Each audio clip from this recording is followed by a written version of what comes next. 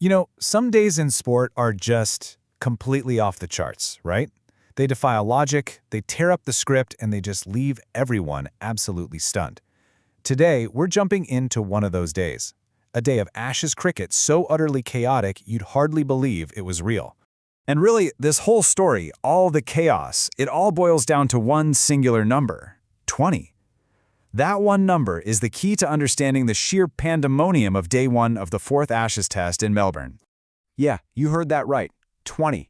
We're talking 20 wickets in a single day of a test match. Both teams, Australia and England, all out in less than a day's play.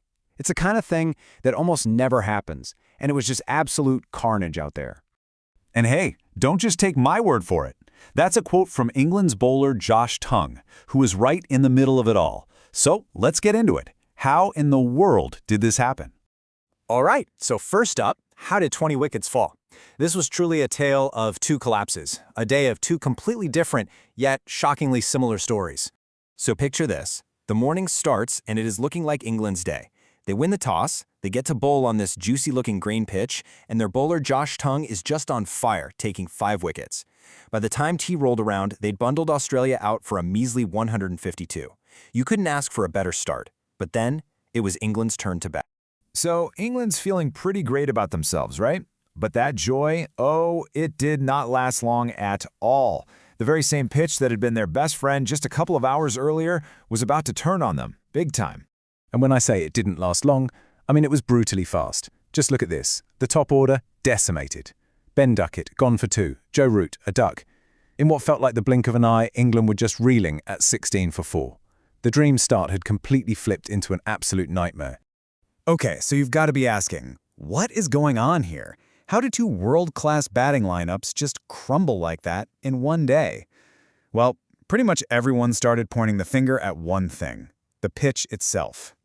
This pitch was what cricketers call a green seamer, and for anyone who doesn't know, that basically means there's a ton of grass left on it.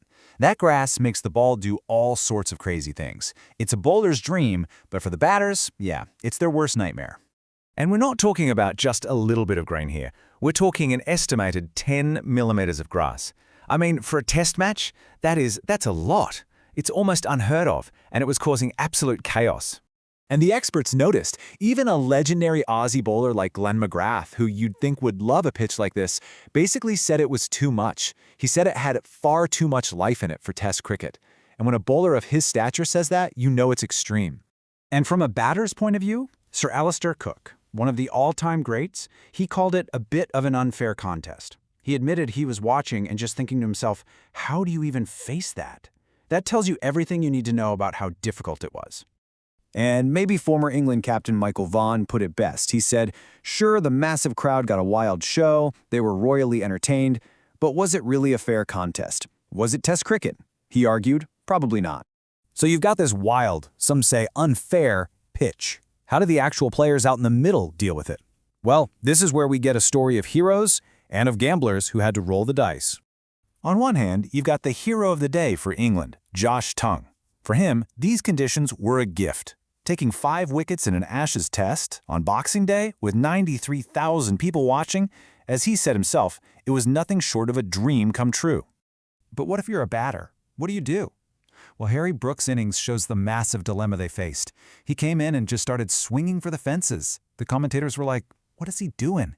Jonathan Agnew called it an absolute wild swipe. But here's the crazy part. It kind of worked. He ended up being the top scorer of the day. His thinking was probably, well, I can't defend on this pitch, so I might as well attack. A massive gamble that, in a weird way, paid off. So, at the end of all that, after one of the craziest days of cricket you will ever see, where does that leave the game? The future of this match is, well, anyone's guess, really. Okay, so here's the state of play. After all that chaos, Australia has a 46-run lead. Now, normally, 46 runs isn't a huge deal, but on a pitch like this one, that could feel like a lead of 200. So, the really crucial question is, who's actually on top here? And you know, it's a weird one when even the experts can't agree. You've got Michael Vaughan saying, yeah, Australia are probably the favorites, but you can't rule England out. Then you have Glenn McGrath throwing a real curveball.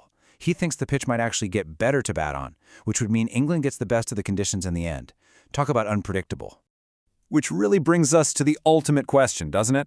On a pitch this wild, a pitch that's already seen 20 wickets fall in a single day, is any lead big enough? You just get the feeling that in this match, absolutely anything could still happen.